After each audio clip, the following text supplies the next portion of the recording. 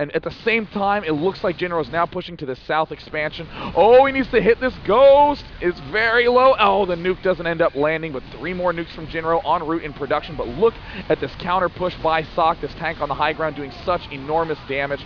He needs to be careful not to storm his own units, but look at how much energy he has. And it looks like Jinro is going to come out on top, but more warping in from Socke will keep himself alive. Yeah, amazing. Just the unit composition that he's using. He is pushing him back so much. He's going to continue to attack this position. He knows he's got a little bit of advantage here, but he sends some units over and then says, hey, well, there's an expansion down here. Why don't I go take care of that? It's exactly what he's going to do. Another storm does come out. There's a few Templar do their job there, and just amazing level of attack. And I love the micro we're seeing out of Jinro's army, really trying to reduce the amount of damage that those storms are doing. Oh, and keeping units at the front. There's the sandwich, and he's going to have to retreat. He's going to have to load up into this high ground. He's trying to pick off the cannons as they can shoot up, but will he lose all those Templar? No, and more units getting warped in on his heels, and here's the warp prism from Socke arriving just in time. He can warp in some Templar on the high ground. He has to worry about this battle down at the bottom end. If he could warp in units and disable mining here, Jinro would have almost no income. Wow, well, he's still working away, too, at that upper expansion. Any SCV that comes out, the Stalker's in perfect location to just take him out. Of course, as you mentioned, waiting for the warp-in of those units, find out what is going to happen. He's going to push again, once to the gold, and then also down below as well. He seems to just get ripped apart by those storms down below, but he does have those siege tanks to help protect. Another nuke going down at the gold. And that Templar is not going to be in the best position. Trying to scoot everything back. He does manage to pick off that Templar. Very nice nuke, but the storms at the top left location. Socke is everywhere at once. There's another nuke going down at the bottom expansion. Socke sees it, and he pulls back at the last second, but he is very low on gas. He's been warping in so many Templar that I don't even think he has the observers to be able to deal with it, and now Jinro needs to try to bring things up onto the high ground to take this out. I mean, Storm's just doing a ridiculous amount of damage, playing a very key role in this matchup. We've got a Colossus back here that somehow managed to stay alive the whole time, and you could see that Nexus is gone. It was already mined out, so it's not that big of a loss. Another Void Ray here in the main, and then we've got some Zealots moving together. Now I notice that Socke has a lot of units all over the map. Is that an advantage or a big disadvantage to him right now? Well, as long as he can continue to deny the mining of Jinro, it's going to be a huge help to him to be able to deal with all these attacks. And it looks like Socke regrouping finally. Look at all those units finally joining together. Jinro is actually very low on mining on the income tab. Look at him down at 180 income to the 1300 of Socke.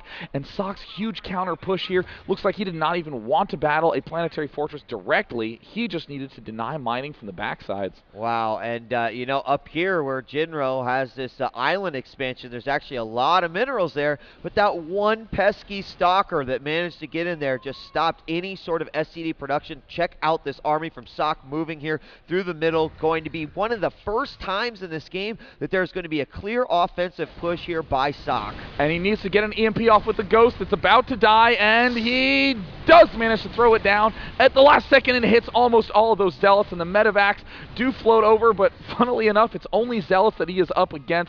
And here is Jinro. This is one of his last expansions. He needs to defend this, and here are the Zealots sprinting up. He's going for it. He is trying to dart in there, but look at all the Zealots getting funneled on the backside. He has to retreat, and it looks like he is going to continue warping in up on this island. Socke is going to have a lot of trouble breaking in any location, as it does look like Jinro is now pushing to the south side. Yeah, he's got a couple of siege tanks set up right here. He's got another nuke going down. There's a lot of units here. He's got to move those if he wants to get out of here. That's the wrong way. I don't even think he sees it. It is so close to landing. There's the Ghost right there, but he's going to march right past it and storm, but it does manage to hit some of the SCVs at the same time. There's another little push here by Socke. Socke actually closing in on the main of Jinro, but with all those production structures, he would be wise to pull back, but at the same time, no.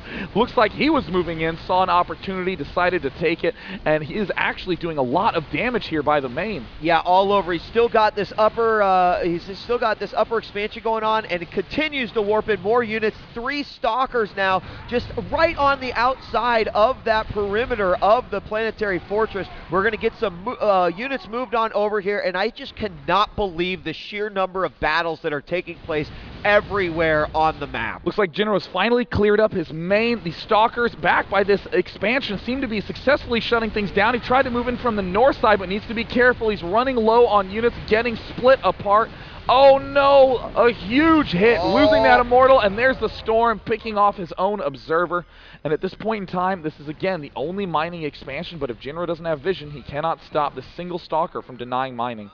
And, of course, he's going to continue to attack that southern position as well. You can see there's a lot of probes over there doing their job. He's now got a Stalker up on the high ground now. Doesn't matter, with no vision, there's nothing that he can do over at this mining base of Jinro. There he's going to scan in order to get vision. Drops a, oh, nice, he warps right back into the warp prism, and this Zealot back here doing more damage, and just such a smart play there, putting him right there, putting him on hold position. Just, if anyone comes out, it'll be all good. He's going to finally drop a bunch of Marauders over there as well, but what a pain that has been for him. And it looks like this one Stalker on the high ground still trying to do damage. Oh no, with vision, the siege tanks are going to do plenty of cleanup action. And at this point in time, Socke is running out of options as he is just so low on mining. Oh, loses the warp prism. And I think that Socke is going to try to put everything into a final push at the bottom. He is also trying to advance to this bottom right island, as if he could even get one pylon and a few cannons up there, he would be guaranteed that for the remainder of the game with the warp in ability. And here comes a huge push from Socke. Yeah, this is looking like a scary push right here. He may have had numbers that were smaller scattered all around the map, but they have finally come together for one last shebang. They're going to take out supply depots, production. He is moving into position, seized up very nicely. We have Zealots attacking from the bottom, and look at all these units from Socke going into the main as well. He's going to be able to move in here. There were 2 more nukes in the silos as well. Not sure how he's going to decide to use those, but look at the numbers of Socke dwindling down as he is now trapped in the main of Jinro.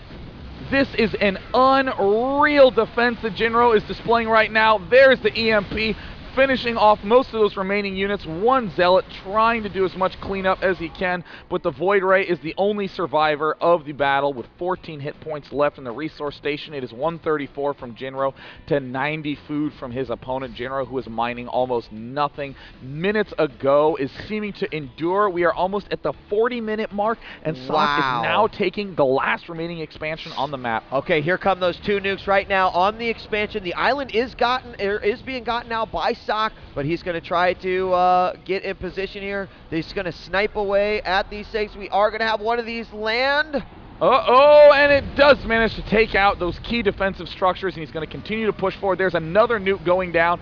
Jinro now sieging up. Unbelievable advancement, playing very cautiously.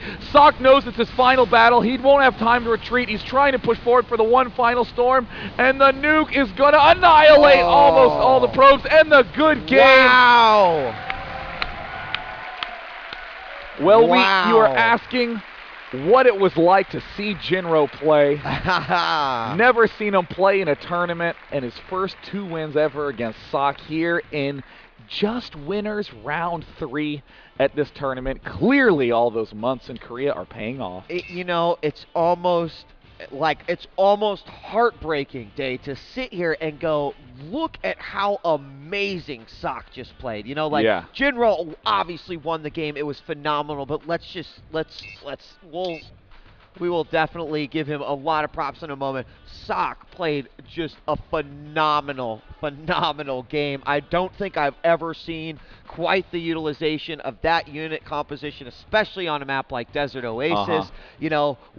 Everything that you thought was going to happen about it, I'm blown away. I mean, these guys are just unbelievable play by both players. That is literally insane. And I got a joke for you, DJ. Okay. Do you know what the Koreans call Jinro? What? A B-teamer. That is insane to me. Yeah. Clearly, this is a step up in his record. This will definitely be a good win under his belt. But amazingly enough, that is just winners round 3. And we have one more winners round 3 match coming up literally now. Literally now, as we have the Liquid train continuing. Jinro started things off nicely, and now we're going to have Nazgul going up against EG Idra. And a lot of people are very excited for this matchup. There they are right now, gearing up for battle. Wow. I mean, Wow. my heart is actually pounding, and I don't think it's my excessive consumption of caffeine this time. I don't think it is. I mean, that was a 42-minute long battle on Desert Oasis. I see that game and I say this is the way that RTSs should be played.